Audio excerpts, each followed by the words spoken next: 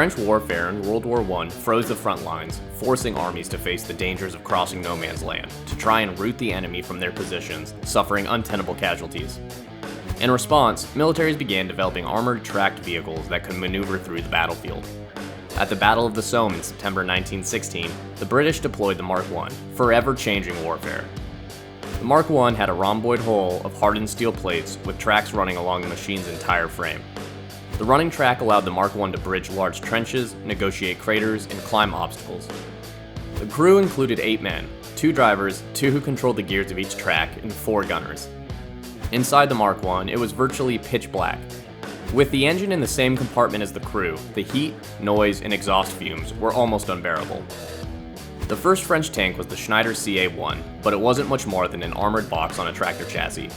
It carried a 75mm field gun to deal with bunkers and other entrenched positions, in addition to dual 8mm machine guns. A crew of 6 included an officer who was also the driver, 3 gunners, a loader, and a mechanic who doubled as a loader.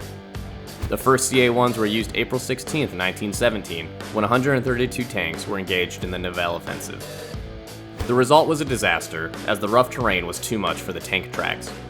The Germans also learned to target the exposed gasoline reserve, causing many Ca1s to burst into flames.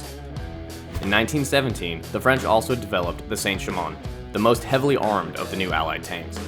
The Saint Chamon saw its first action at La Femelle on May 5, 1917. The crews suffered from excessive noise, heat, and toxic fumes, and even seasickness from long, rough rides. It was phased out as an offensive tank following regular complaints about its limitations. Production ended in March 1918, and the remaining tanks were converted for supply and recovery tasks.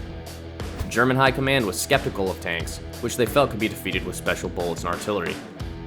Still, after the Mark I's appearance at the Battle of the Somme, they created a department dedicated to the study of tanks. Ultimately, the Germans developed the A7V, a 30-ton beast with a 57mm gun and 6 Maxim machine guns.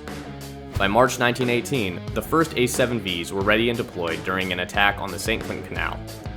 A7Vs had a crew of 18, a commander, a driver, 2 mechanics, 6 gunners, and 6 loaders, and 2 artillerymen.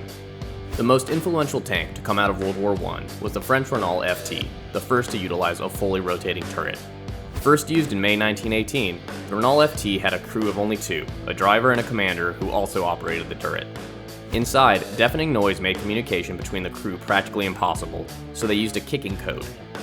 The commander stood directly behind the driver and would kick steering orders into the driver's back, shoulders, or head. The American Expeditionary Forces were equipped with FTs, and US manufacturers were licensed to build a variant. Tank warfare has continued to evolve and become a staple of warfighting methodology.